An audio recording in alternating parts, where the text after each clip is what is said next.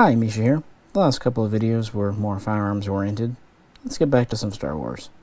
As a kid, one of my favorite vehicles was the Snowspeeder. Simple, understated, but kind of fun. But I never had the figure vehicle for 3 3/4 scale as a kid. Well, I picked up this one from Hot Wheels. It's not bad, but it's pretty small and gets some details right, some details not so much, and it doesn't have any moving parts. So next, I picked up a couple of these titanium series, both the Snowspeeder and its repaint, the Desert Speeder. So we're getting closer to what I kind of feel like is an authentic T-47 from Incom, an air speeder. These are a little heavier. They do have some moving parts, like an opening canopy. They even have air brakes that open. And they even have one landing gear on the bottom. Strangely though, they do get a few things not quite right, like the front of the guns is a little off.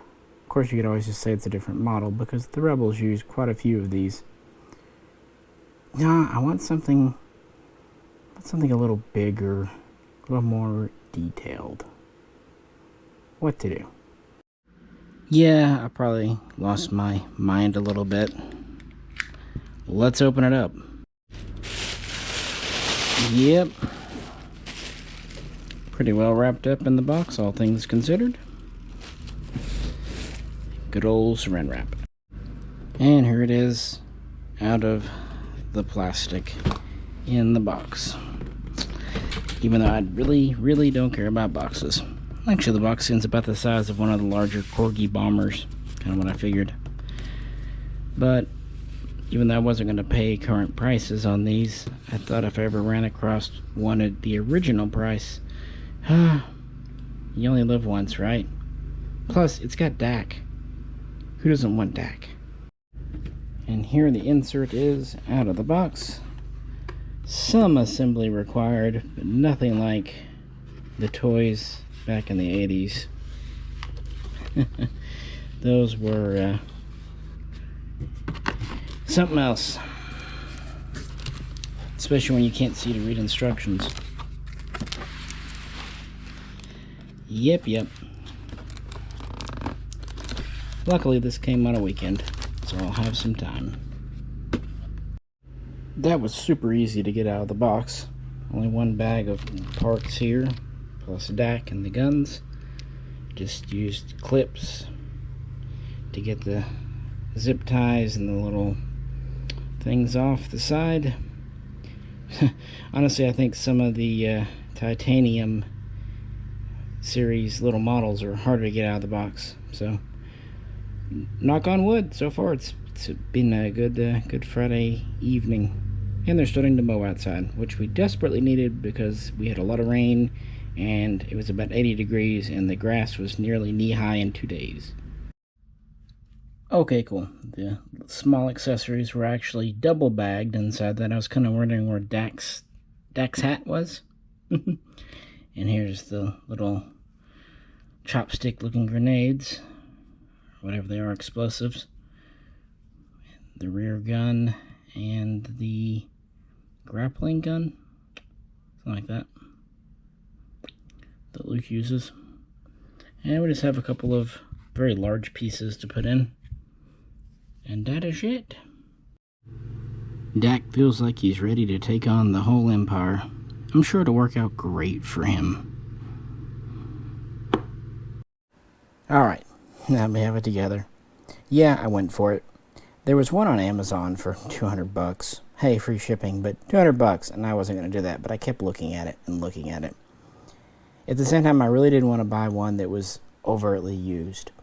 Maybe new old stock, or one that someone had bought and stuck away. That's fine.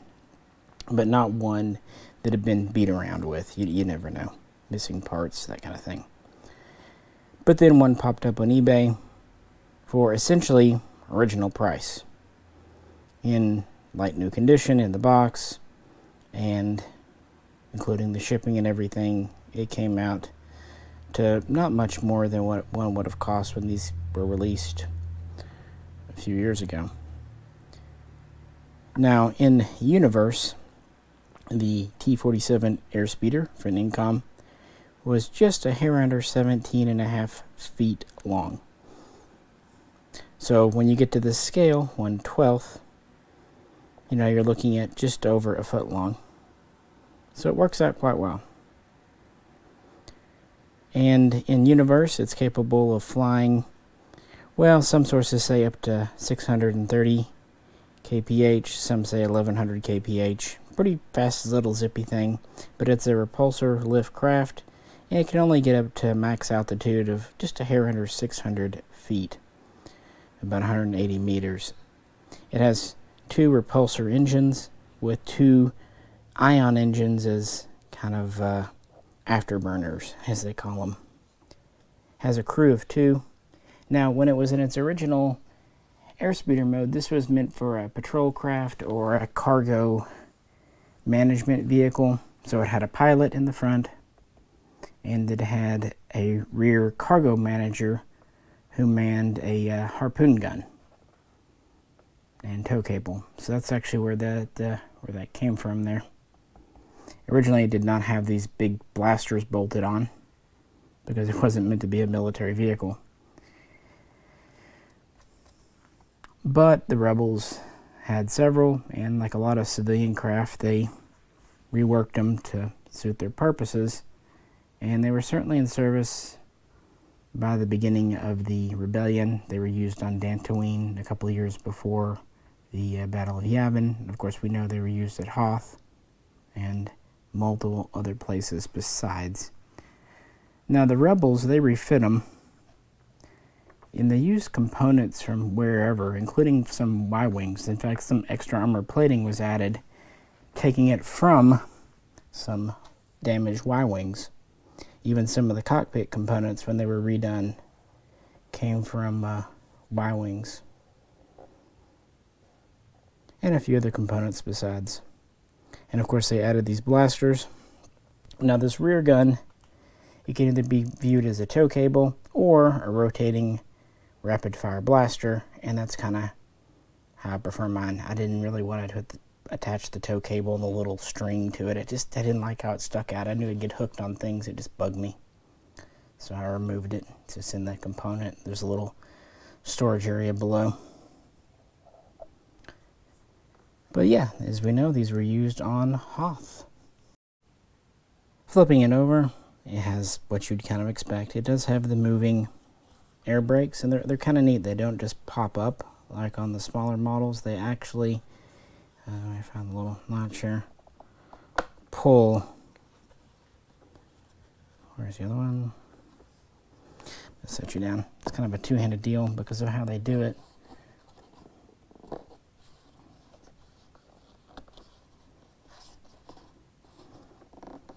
And of course, I picked the stiffer one.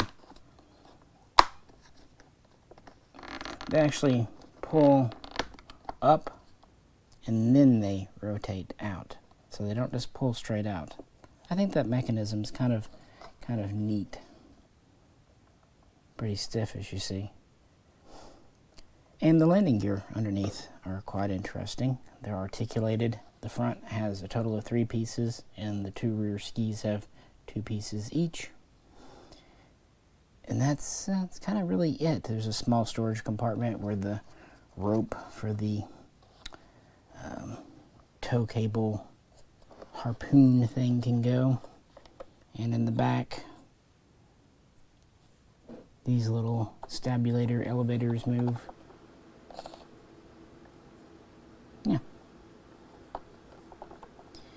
Yeah, it's a Snowspeeder. There's no surprises, which is kind of what you want on something like this that we all knew and grew up with.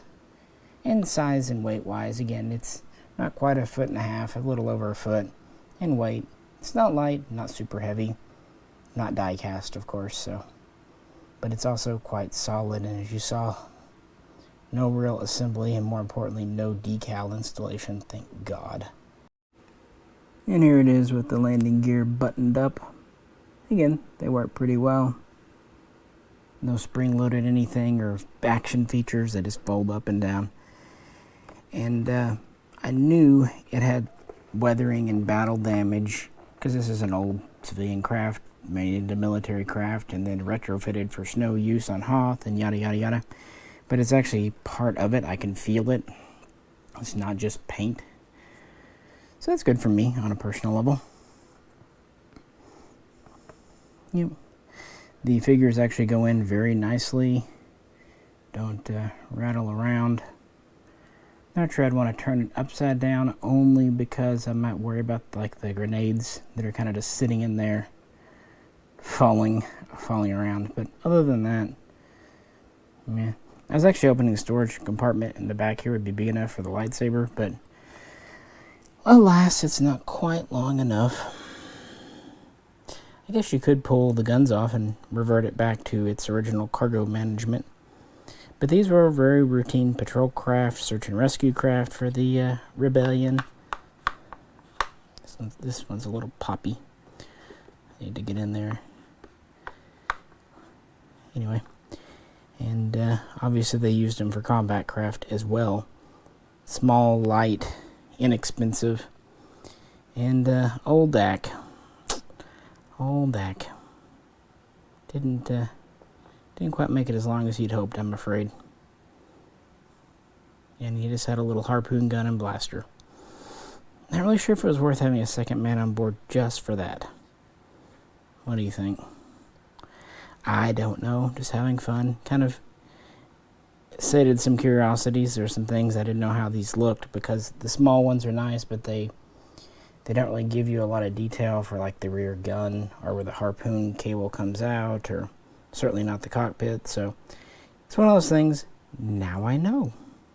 And that's neat. That makes me happy. It's made out of an interesting plastic too. It's kind of semi-flexible. It's not like that G.I. Joe plastic that would stress and just break. It has a lot of bend and wobble to it. It's actually honestly kind of like stuff that some storage bins are made out of, but just a little more rigid. But I like that. I remember the G.I. Joe vehicles when I was a kid were always breaking small parts off. They looked great when they were brand new. But after 6 months of being played with, or heck, sometimes just a couple of weeks, they look like crap. You know, controls would break off, and grips for the thumbs or foot pegs would break off in your G.I. Joes. And this one's made out of a material that's a lot more resilient, which is good. I hate when things break. I'd rather have a little less detail and durability than great detail, but fragile as all crap. I have plenty of actual models for that. The only thing I really modified, I just did not like how that string was sticking out of the back, so I took it off. I'm probably going to work on it and do something else. It can peg onto the side of this gun, but for now, mine's a blaster. That's what we're going to say. I like that idea better. And these cannons, they look huge. I really don't know why they couldn't penetrate AT-AT armor, because they look freaking huge. These should be able to punch through. And they just peg on, but they usually come off, which is fine, either for storage or, you know, if it takes a fall, they'll pop off before bending or breaking. So that's nice. No stand with it. But again, you do get Dak himself, you get 2 grenades, you get the little harpoon handheld cable gun thing. And so there is the Luke here. The Snowspeeder pilot Luke that came out around the same time. So he does well.